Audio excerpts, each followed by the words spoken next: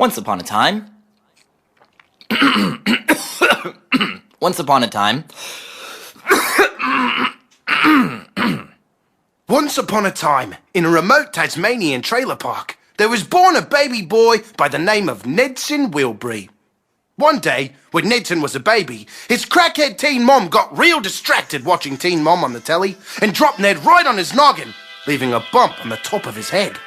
The little bean stopped squirming and his mom thought he was surely done for. So Mummy brought the tiny bundle to the forest during a terrible storm and left him for dead in a field of pumpkins and wolves. But just then lightning struck, and a cry cut through the night like the siren on a fire truck. Ned survived by the slightest luck. He wasn't a dead baby, Neddy was alive as fuck. It was a miracle we're hearing. The creatures of the evening came creeping to the clearing to see this little man nugget, soon to be immortalized in poetry just like the man from Nantucket. But as the little babe was grown, they gave him their home and raised him as their own. He roamed and trapezed from the tallest trees. He got his steez from the wallabies. They all loved him. But the Tasmanian devils loved little Neddy more than all of them.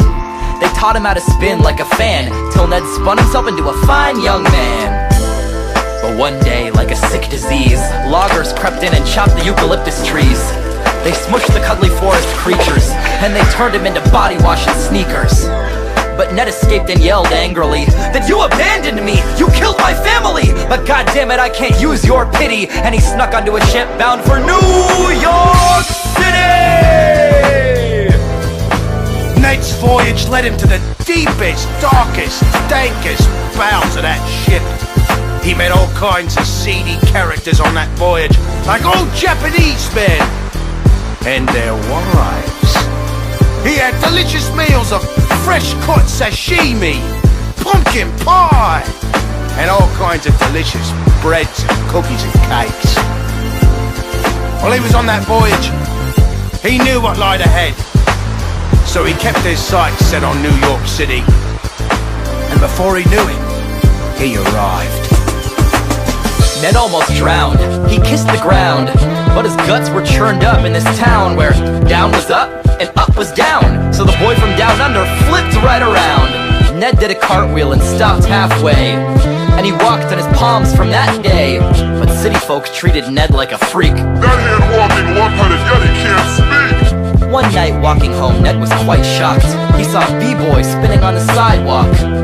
He couldn't stop, wouldn't stop, staring at those limbs, spinning like a wooden top, sweeter than a pudding pop. Ned was home at last, and every night he'd watch him dance through the glass of the club, and he'd wait there in line for his chance. But the bouncer said, "Freak, you can't dance!" Ah, but Ned, sweet little Ned, he wouldn't get out of line. And the bouncer pushed him and pushed him, but to catch his balance, Ned hard-headed, upside down Ned did what Ned did best. He just spun. And he spun, and he spun, and he spun!